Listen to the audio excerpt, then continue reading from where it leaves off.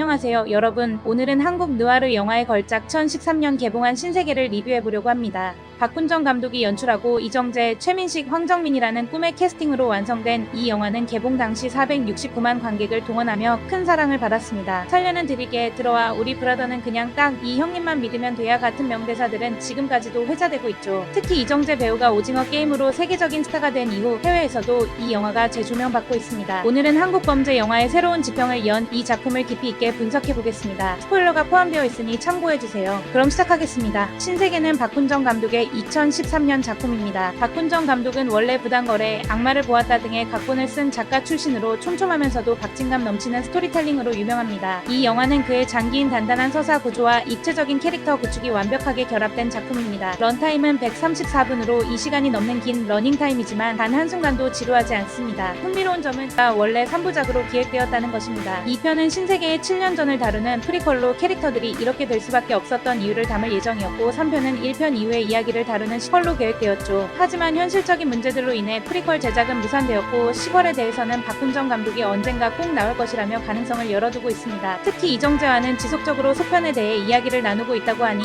팬들의 기대는 계속되고 있습니다. 영화의 무대는 한국 최대 범죄 조직 골드문입니다. 골드문은 원래 제1파, 재범파, 북대문파 세 조직이 합쳐져 만들어진 기업형 조직으로 점점 그 세력을 확장하고 있었습니다. 경찰청 수사기획과의 강영철 과장 최민식이 연기하는 이 인물은 골드문을 경찰의 소나기에 넣기 위해 8년 전 신입 경찰 이자성을 조직에 잠입시킵니다. 너 나하고 일 하나 같이 하자는 강 과장의 제안으로 시작된 이 위장 잠입 수사는 자성의 인생을 완전히 바꿔놓습니다. 8년이 흐른 지금 이자성은 골드문의 실질적인 2인자이자 북대문파 출신인 정청의 오른팔이 되어 있습니다. 황정민이 연기하는 정청은 8년 전 고향 여수에서 자성을 처음 만났고 지금까지 친형제처럼 모든 순간을 함께 해왔습니다. 우리 브라더는 그냥 딱 이 형님만 믿으면 돼야 라는 정청의 대사는 두 사람의 돈독한 관계를 보여줍니다. 그런데 골드문의 회장 석동출이 갑자기 교통사고로 사망하면서 조직은 혼란에 빠집니다. 강 과장은 이 기회를 놓치지 않고 신세계 작전을 설계합니다. 후계자 선출 과정에 직접 개입하여 경찰에 유리한 인물을 회장으로 만들겠다는 계획이죠. 후계자 경쟁은 정청과 이중구, 박성웅이 연기하는 이 인물 사이에서 벌어집니다. 이중구는 중국 조직과도 연결되어 있고 잔인하기로 유명한 인물입니다. 두 사람의 대결 구도 속에서 자성은 점점 더 깊은 수렁에 빠져듭니다. 강 과장은 약속했잖습니다. 이번엔 진짜 끝이라고라는 자성의 호소에도 불구하고 계속해서 그를 압박합니다. 작전의 성공을 위해서라면 자성의 안전 따위는 안중에도 없는 것이죠. 자성은 이제 선택의 기로에 서게 됩니다. 자신을 언제든 버릴 수 있는 경찰을 믿을 것인가 아니면 자신을 형제처럼 대해준 정청 형님을 선택할 것인가. 그의 정체성은 점점 혼란스러워지고 영화는 이 갈등을 극한까지 밀어붙입니다. 캐릭터 분석을 해보겠습니다. 이자성, 이정재. 이자성은 이 영화의 중심축입니다. 그는 경찰이지만 8년 동안 조직원으로 살아왔고 이제는 자신이 진짜 누구인지 헷갈리기 시작합니다. 이정재는 이 복잡한 캐릭터를 놀라울 정도로 섬세하게 표현합니다. 그는 정청 앞에서는 충직한 동생이지만 강 과장 앞에서는 쌀리는 경찰입니다. 두 얼굴 사이를 오가는 그의 연기는 관객을 긴장 속에 몰아넣습니다. 특히 그의 눈빛 연기가 압권입니다. 말로는 형님이라고 부르지만 눈에서는 두려움과 죄책감이 엿보입니다. 동시에 정청을 진심으로 따르는 마음도 느껴지죠.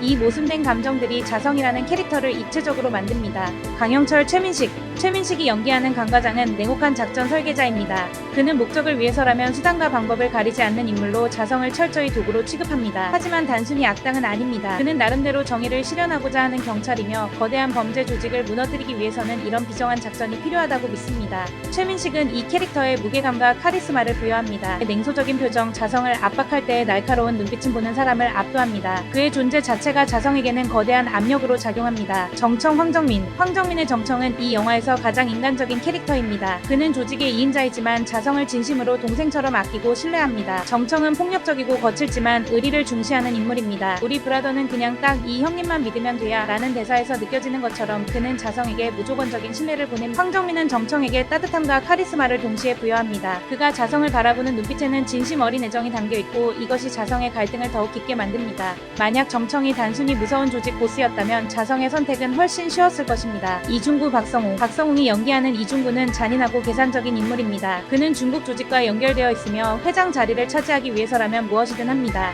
박성웅은 이 캐릭터의 섬뜩한 광기를 불어넣습니다. 특히 엘리베이터 장면에서의 그의 연기는 많은 사람들의 기억에 남아있습니다. 차갑고 냉정한 그의 눈빛은 관객 공포를 선사합니다. 박훈정 감독의 연출은 절제되어 있으면서도 강렬합니다. 그는 불필요한 과장 없이 캐릭터와 상황에 집중하며 긴장감을 끝까지 유지합니다. 특히 클로즈업 샷의 활용이 돋보입니다. 배우들의 얼굴을 타이트하게 잡아 미묘한 표정 변화까지 감정까지 포착하는데 이것이 캐릭터의 내면을 효과적으로 전달합니다. 이정재의 떨리는 눈빛, 최민식의 냉소적인 미소, 황정민의 격한 감정 표현 모두가 클로즈업을 통해 극대화됩니다. 색감도 인상적입니다. 전체적으로 차갑고 어두운 톤을 유지하면서 느와르의 분위기를 살렸고 중요한 장면에서는 조명을 활용해 극적인 효과를 냅니다. 폭력 장면의 연출도 사실적이면서도 미학적입니다. 허명행 무술 감독이 담당한 액션은 화려하기보다는 날 것 그대로의 거칠고 현실적인 느낌을 줍니다. 특히 엘리베이터 안에서의 살육 장면은 좁은 공간에서의 폭력이 얼마나 잔인하고 무자비할 수 있는지를 보여줍니다. 편집도 탁월합니다. 여러 인물들의 시선과 이야기가 교차하면서도 혼란스럽지 않고 오히려 긴장감을 고조시킵니다. 플래시백과 현재 시점을 자연스럽게 오가며 캐릭터들의 관계를 입체적으로 그려냅니다. 사운드도 영화의 몰입도를 높입니다. 중요한 순간에는 음악을 최소화하고 인물들의 호흡소리, 발걸음 소리 같은 자연음을 강조해 긴장감을 배가시킵니다. 신세계는 한국 영화사에 길이 남을 명장면들을 탄생시켰습니다. 살려는 드리게 영화 후반부 최민식이 던지는 이 대사는 냉혹함의 극치를 보여줍니다. 경찰이 범죄자에게 던지는 이 말은 아이러니하면서도 섬뜩합니다. 최민식의 무표정한 얼굴과 차가운 어조가 이 장면을 더욱 인상적으로 만듭니다. 엘리베이터 살육 장면, 박성웅의 이중구가 엘리베이터 안에서 보여주는 냉혹한 폭력은 관객에게 큰 충격을 줍니다. 좁은 엘리베이터라는 공간적 제약이 오히려 공포를 배가시키고 피할 곳 없는 상황에서의 무자비함이 생생하게 전달됩니다. 들어와. 영화의 마지막 정청이 자성에게 던지는 들어와라는 말은 단 3글자지만 엄청난 무게감을 지닙니다. 이 대사와 함께 문이 닫히는 장면은 자성의 최종 선택을 상징적으로 보여주며 관객에게 여운을 남깁니다. 우리 브라더는 그냥 딱 이 형님만 믿으면 돼요. 정청의 이 대사는 의리와 신뢰를 강조하는 동시에 조직 생활의 단순하면서도 절대적인 규칙을 보여 황정민의 진심 어린 연기가 더해져 이 대사는 관객의 기억에 깊이 남습니다. 옥상 대치 씬, 자성과 강 과장이 옥상에서 대치하는 장면은 8년간의 관계가 폭발하는 순간입니다. 약속했잖습니까? 이번엔 진짜 끝이라고라며 호소하는 자성과 냉정하게 작전 완수를 요구하는 강 과장의 대립은 이 영화의 핵심 갈등을 압축적으로 보여줍니다. 신세계는 단순한 범죄 액션 영화가 아닙니다. 이 영화는 정체성, 의리, 배신, 그리고 선택에 대한 깊은 질문을 던집니다. 가장 중요한 주제는 정체성의 혼란입니다. 자성은 경찰로 시작했지만 8년 동안 조직원으로 살아왔습니다. 그는 이제 자신이 진짜 누구인지 알 수 없습니다. 경찰인가 조직원인가? 이 질문은 영화 내내 자성을 괴롭힙니다. 두 번째 주제는 의리와 배신입니다. 정청은 자성에게 무조건적인 의리를 보이지만 강 과장은 그를 도구로 취급합니다. 진정한 의리는 무엇인가? 목적이 수단을 정당화할 수 있는가? 영화는 이런 질문들을 관객에게 던집니다. 세 번째는 선택과 그 결과입니다. 모든 캐릭터는 자신만의 신세계를 꿈꿉니다. 강 과장은 범죄 없는 정청은 조직의 정상을, 자성은 평범한 삶을 원합니다. 하지만 그들의 선택은 예상치 못한 결과를 낳고 각자가 꿈꿨던 신세계는 서로 다른 모습으로 펼쳐집니다. 다음은 영화의 강점과 약점입니다. 강점. 첫째, 완벽한 캐스팅과 연기입니다. 이정재, 최민식, 황정민 세 배우의 앙상블은 한국 영화 역사상 손꼽을 만합니다. 세 사람 모두 자신의 커리어 베스트 연기 중 하나를 보여줍니다. 둘째, 탄탄한 시나리오입니다. 박훈정 감독의 작가적 역량이 빛을 발하는 부분으로 플롯의 전개가 치밀하고 캐릭터의 동기가 명확합니다. 셋째, 몰입감 있는 연출입니다. 134분이라는 긴 러닝타임이 전혀 길게 느껴지지 않을 정도로 긴장감이 유지됩니다. 넷째, 현실적인 폭력 묘사입니다. 과도하게 스타일화하지 않고 폭력의 잔인함과 무게를 있는 그대로 보여줍니다. 약점. 첫째, 과도한 폭력성입니다. 일부 관객에게는 지나치게 잔인한 장면들이 부담스럽게 느껴질 수 있습니다. 둘째, 여성 캐릭터의 부재입니다. 송지효가 자성의 연인 역으로 등장하지만 비중이 크지 않고 주요 서사에 큰 영향을 미치지 못합니다. 셋째, 다소 가능한 결말입니다. 느와르 장르의 문법을 따르다 보니 영화를 많이 본 관객이라면 결말을 어느 정도 예상할 수 있습니다. 신세계는 한국 느와르 영화의 정점을 찍은 작품입니다. 완벽한 캐스팅, 탄탄한 시나리오, 긴장감 넘치는 연출이 하나로 어우러져 관객을 2시간 넘게 스크린에 붙들어 놓습니다. 이 영화는 단순히 좋은 사람과 나쁜 사람의 대결을 그리지 않습니다.